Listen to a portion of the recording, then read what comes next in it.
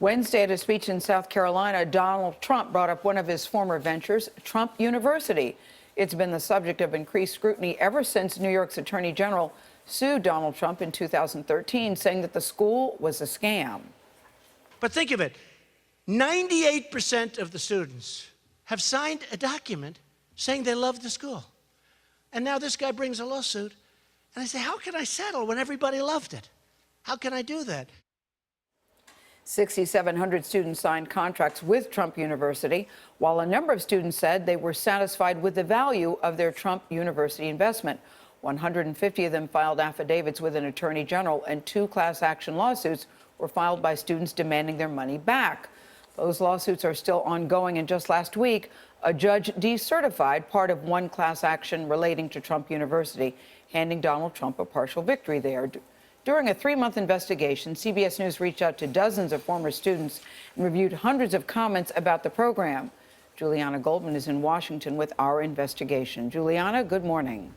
Good morning. Donald Trump has become the Republican frontrunner in part because of his reputation as a top businessman who gets things done. But that's also brought unresolved lawsuits, several related to Trump University, which even his own lawyer acknowledges would likely extend into a potential Trump administration.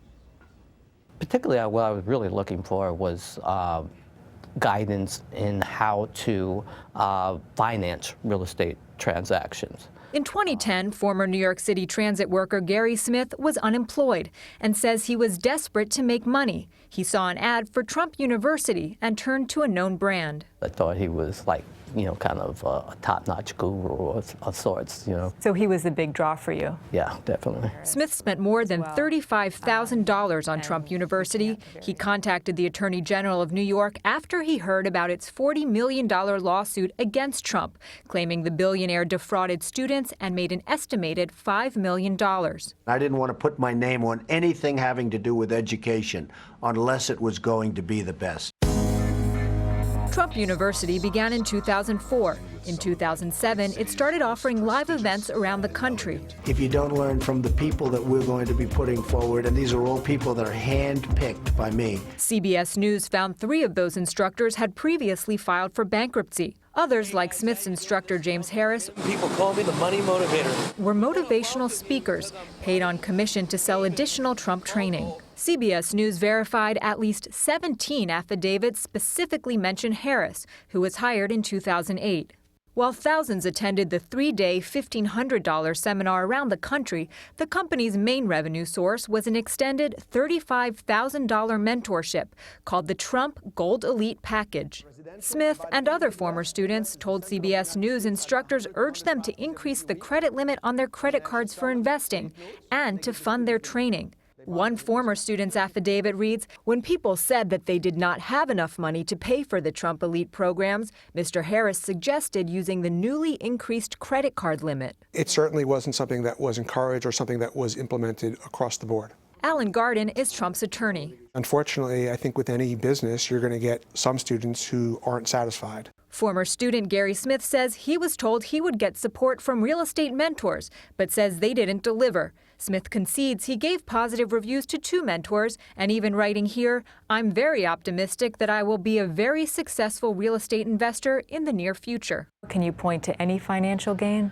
I didn't get any financial gain. It's been a big-time net loss at this point. People have to take responsibility for themselves and, and use the tools and move forward. As far as just simply, oh, Mr. Trump is rich and should refund everyone money. Trump University was not a charitable institution. An internal 2010 memo shows Trump employees acknowledged the mentorship program was too difficult for the company to fulfill, and expectations are not always realistically set or consistently met. The school stopped accepting students and began winding down in the summer of 2010. At Trump University, we teach success. Trump's attorney cites surveys showing a 98% satisfaction rate. But court documents indicate that of the 6,700 students who signed up for the 3-day seminar or more, almost 40% received a refund. Garden says that number is in no way indicative of student satisfaction. He says it demonstrates Trump University's generous refund policy. We provided students with valuable resources, with online instruction, with in-person training, mentoring, seminars, substantive curriculum, and that the vast majority of students, almost all the students, got their money's worth and were satisfied. Smith says the pitch that drew him to Trump University isn't so different from the Republican frontrunner's presidential campaign. Behind that veneer is, to me, like I said, somebody that probably could care less for, the average person and, people that, he's dealing with in general. I think it's all about him. In that speech yesterday, Trump said that he had intended to give the profits from Trump University to charity. Now, a few students we spoke with said the program was worthwhile. One man in New Jersey who did not want to be named said the $35,000 he paid got him the hands-on knowledge he needed to start his own real estate business. Vanita? Julianna Goldman with our in-depth investigation. Thank you, Julianna.